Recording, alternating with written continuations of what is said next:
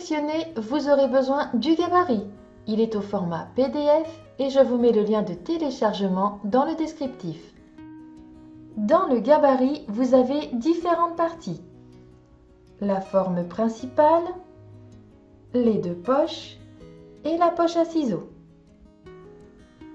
Toutes les valeurs de couture sont comprises dans le gabarit et la forme principale est à couper 4 fois. Et il faut couper les deux poches et la poche à ciseaux 2 fois. La poche numéro 1 est la plus grande.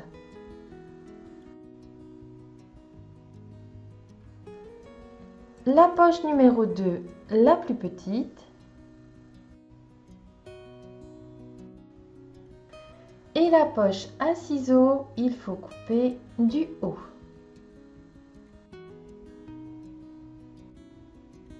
Vous aurez également besoin d'un carré de 16 cm, une bande de 23 cm sur 6, un morceau de watine et du rembourrage.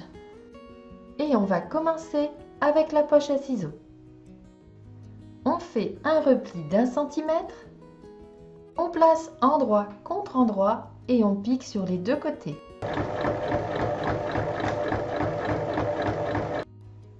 Pour avoir une jolie finition, quand vous arrivez à la pointe, faites un point droit. Il faut dégarnir un peu en haut et au niveau de la pointe et ensuite on retourne. Il faut piquer le haut et on va placer notre poche à ciseaux sur une des parties principales. Il faut l'épingler à 13,5 cm du haut et piquer sur deux côtés. On reprend la poche 1 et 2, on place endroit contre endroit et on assemble le haut.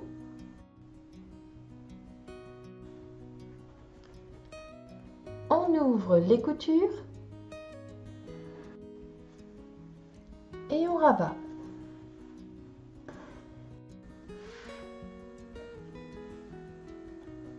On place ensuite les poches sur les parties principales et on fait une piqûre sur 3 côtés. Dans la watine, on coupe une bande de 21 cm sur 4.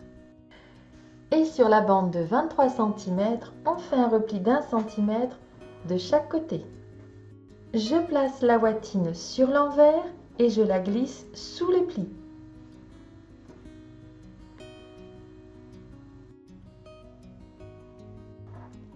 On replie ensuite en deux. Ensuite, on pique. On vient épingler notre petit boudin sur un côté. On recouvre avec un autre morceau. On épingle et on va piquer sur toute la hauteur. Il faut bien faire un point d'arrêt en haut, piquer sur toute la hauteur, faire un point d'arrêt en bas et arrêter de coudre à 1 cm.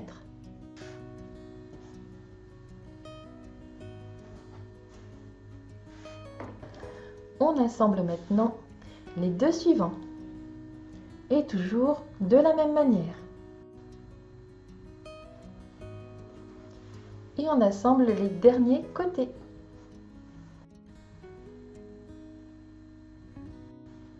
On dégarnit bien les pointes et on assemble le carré qui est la base du triangle.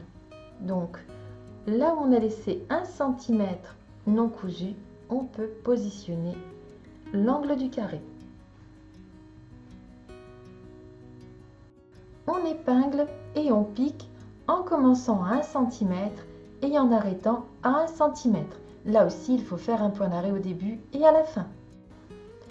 Alors, j'ai assemblé un premier côté. Il faut assembler les 3 autres côtés de la même manière, mais laisser une ouverture de 7 cm pour pouvoir glisser le rembourrage. L'ouverture est ici, mais avant de retourner, il faut dégarnir les angles.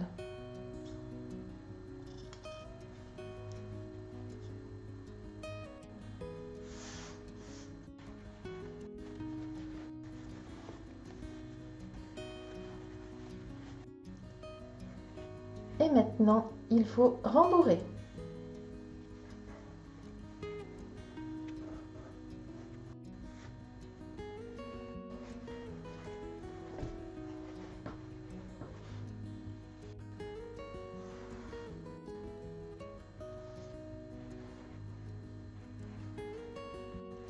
Pour finir, il faut refermer l'ouverture avec un point à la main. Une fois cette dernière piqûre faite, votre support est terminé.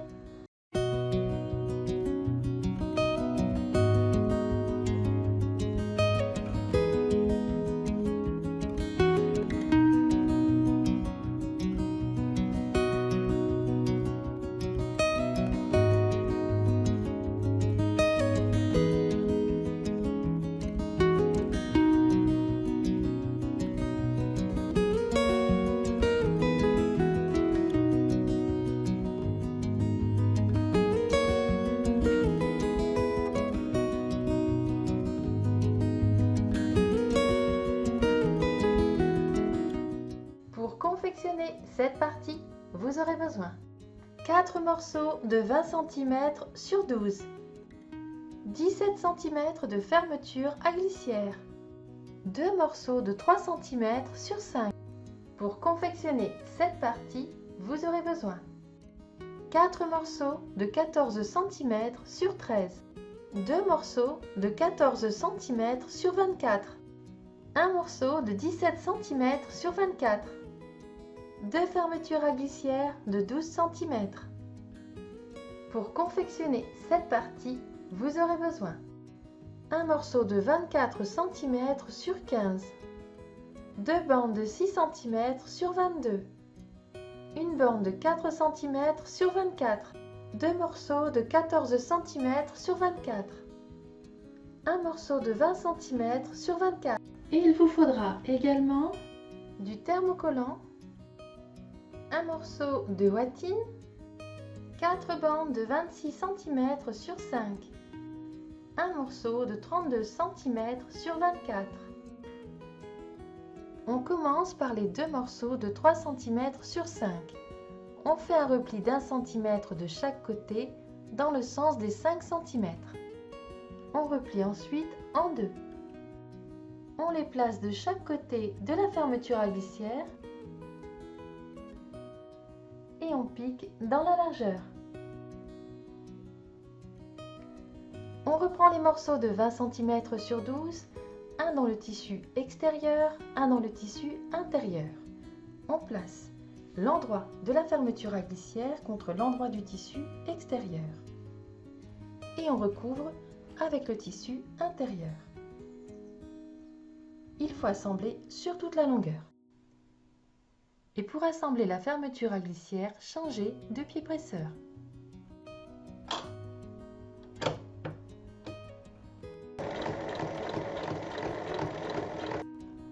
On ouvre et on rabat. On assemble ensuite l'autre côté de la fermeture à glissière avec les deux autres parties. Endroit contre endroit, les tissus correspondent. Et on pique.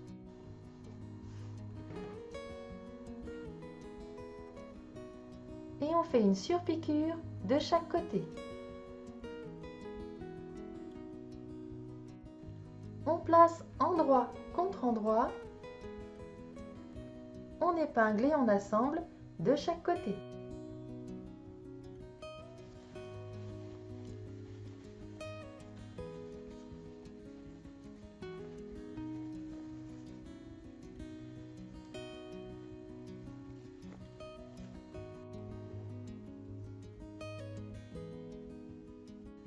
On reprend les 4 morceaux de 13 cm sur 14 et les deux petites fermetures à glissière. On place les parties endroit contre endroit et on épingle tout autour.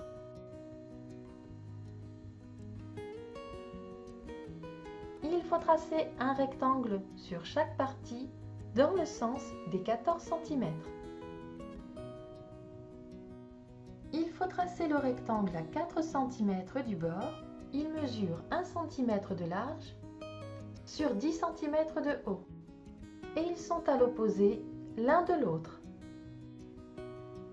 Il faut ensuite piquer sur la ligne.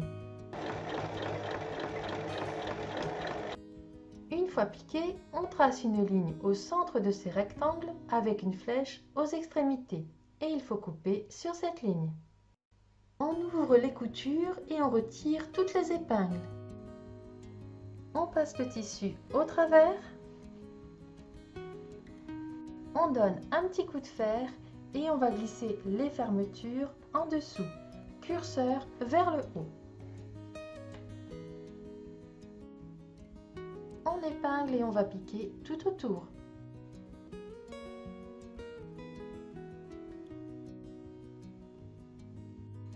Il faut maintenant assembler les deux parties ensemble.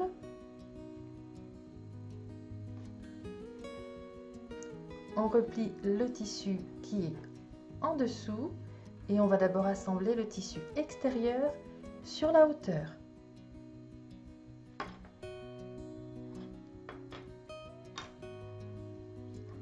On repousse bien la partie haute. On place endroit contre endroit le tissu du dessous et on assemble également sur la hauteur. Une fois piqué, on ouvre bien les coutures. On repasse ensuite sur l'endroit.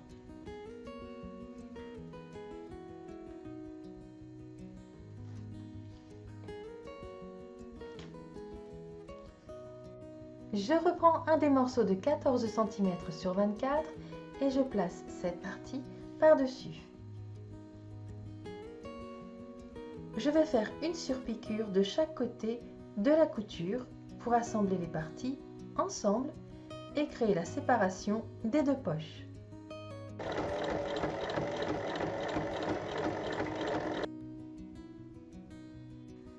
Je reprends l'autre morceau de 14 cm sur 24, je place endroit contre endroit, là où les curseurs sont vers le haut, et il faut assembler sur toute la longueur. Une fois que c'est piqué, on ouvre, on rabat et on fait une surpiqûre. Je reprends maintenant le morceau de 17 cm sur 24, je place cette partie par-dessus et je vais piquer les côtés.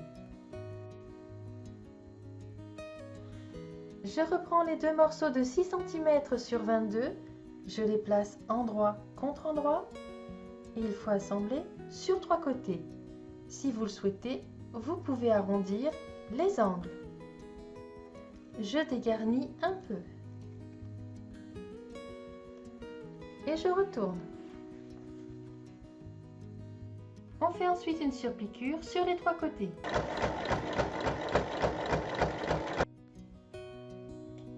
Il faut maintenant reprendre la partie de 15 cm sur 24 et la partie de 4 cm sur 24. On place le rabat bien au centre.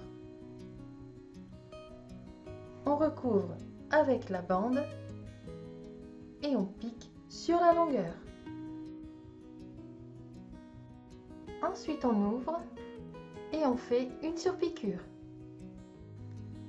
Je reprends maintenant le morceau de 24 cm sur 20 et je le plie en deux dans le sens des 20 cm. Je le place sur un des morceaux de 14 cm sur 24, la pliure est ici et je vais créer des compartiments.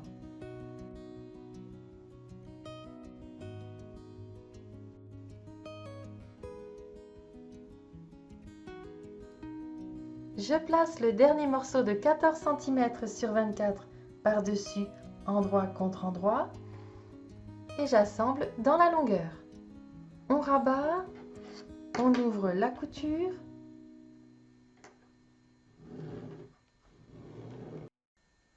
on place envers contre envers, et on fait une surpiqûre. Je replie le rabat vers le haut et je place la partie qu'on vient de confectionner par-dessus et le rabat comme ceci. J'épingle et je vais faire une piqûre à 3 mm du bord sur les côtés.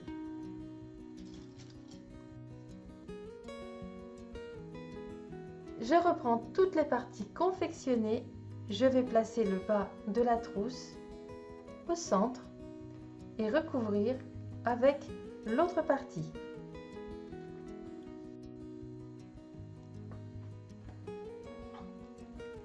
Et on assemble sur la longueur.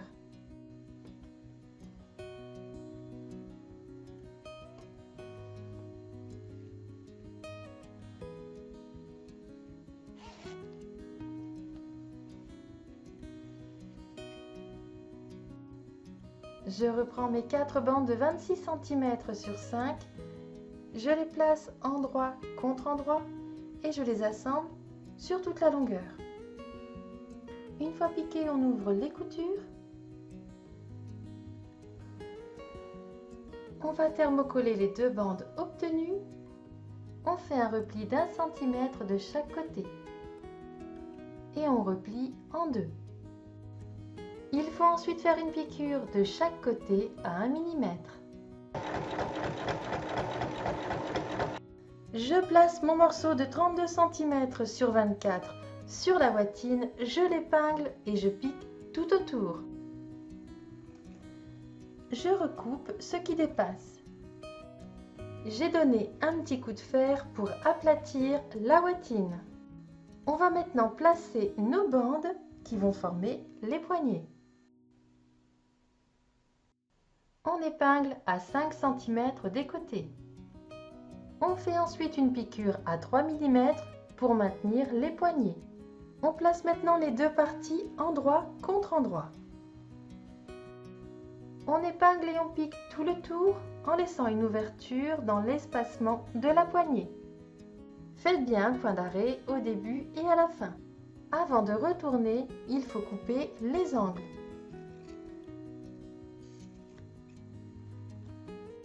Et maintenant, on retourne.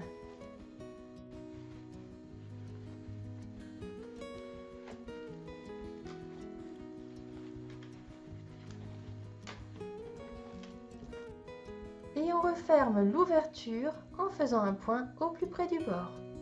Et une fois cette dernière piqûre faite, votre pochette à coudre est terminée.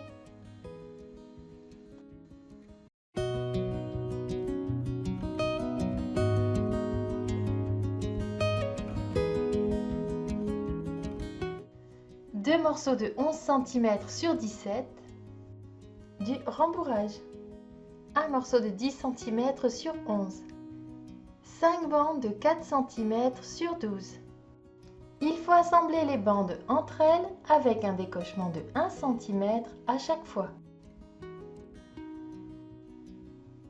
On pique sur toute la hauteur, endroit contre endroit. Une fois que toutes les bandes sont assemblées, on ouvre les coutures. On trace une ligne de chaque côté et on va couper. Pour obtenir un côté bien droit, on trace une ligne dans la hauteur et on coupe.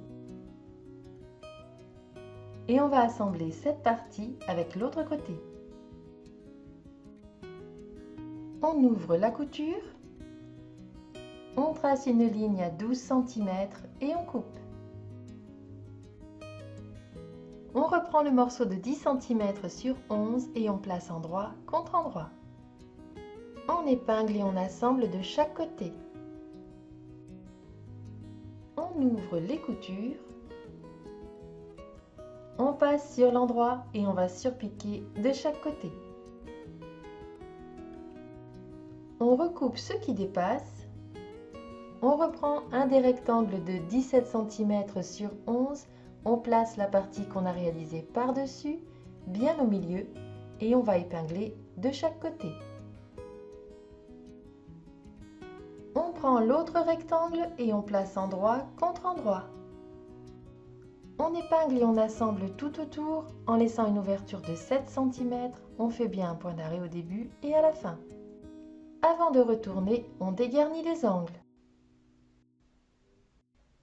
Et on va y glisser le rembourrage.